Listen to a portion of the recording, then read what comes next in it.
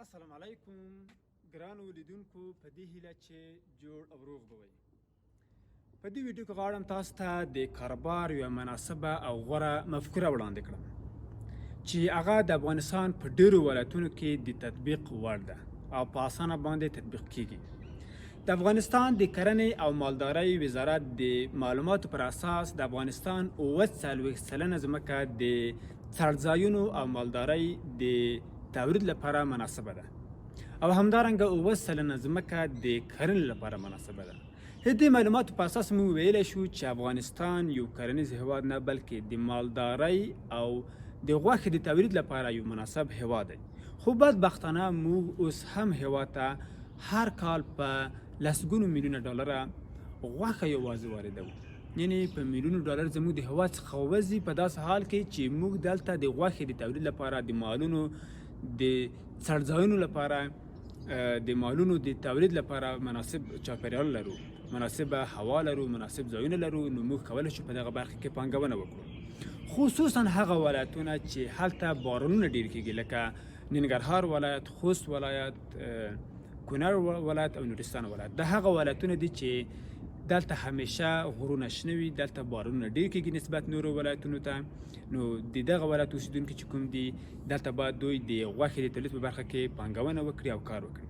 خصوصا هغه ولایتونه چې هغوی اوبه لري، سیند لري، لکه کونړ ولایت، نورستان ولایت، ننګرهار ولایت، هلمند ولایت او نور ولایتونه د آمو د سیند غاړې چې کوم ولایتونه دي، هغوی د ماهیانو د تولید په برخه کې ډېر کولی شي کار ترسره کړي، ځکه هلته په ډېره کمې پانګې سره په راحتۍ سره اوبه دي، کولی شي حوضونه ورته جوړ کړي او د ماهیانو تولید وکړي. موږ ټول ماهیان د پاکستان څخه واردوو، د نورو هیوادونو څخه واردوو، بې کیفیته ماهیان دلته واردېږي.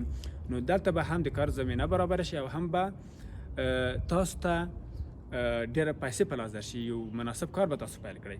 همدارنګه د پسونو د تولید په برخه کې چې څړځایونه موږ خورا ډېر لرو، خورا ډېر فرصتونه په دغه برخه کې شتون لري او په دغه برخه کې په ټولو ولایتونو کې ښه امکانات شته دي او په ډېر کمې پانګې سره تاسو کولی شئ چې دغه کارونه پیل کړئ. او بل ښېګڼه چې دغه د غوښې د تولید کاروبار لري هغه دا ده چې تاسو د خرڅلاو د ستونزې سره مخامخ نه یئ، یعنې تاسو همیشه کولی شئ چې دغه خرڅ کړئ.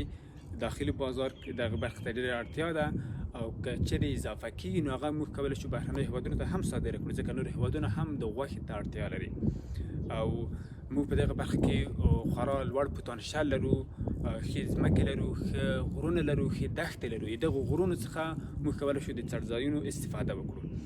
نو هغه کسان چې وایي چې مفکوره کاروبار نه لرم او په دغه ولایتونو کې اوسېږي، دوی د کمې پانګې څخه دغه کاروبار پیل کړي. لکه مخکې مې چې وویل، د مارکیټینګ ستونزه تاسو نه لرئ، د خرڅلاو ستونزه تاسو نه لرئ، د رقیبانو سره د تعامل، د هغې سره د پلان جوړونې د ستونزه تاسو نه لرئ چې تاسو وایئ چې دغه به څرنګه خرڅ شي، خرڅ به شي نه به شي. نو تاسو په بدون د لویو ستونزو څخه دغه کاروبار پیلولی شئ. او بله ښېګڼه دغه کاروبار دغه ده، خصوصا مالداري، چې تاسو کاروبار هر کال 2 چنده 3 چنده ډېرېږي.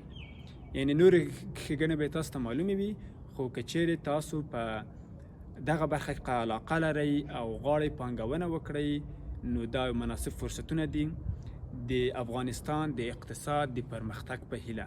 تر بل ویډیو مو په الله جل جلاله سپارم.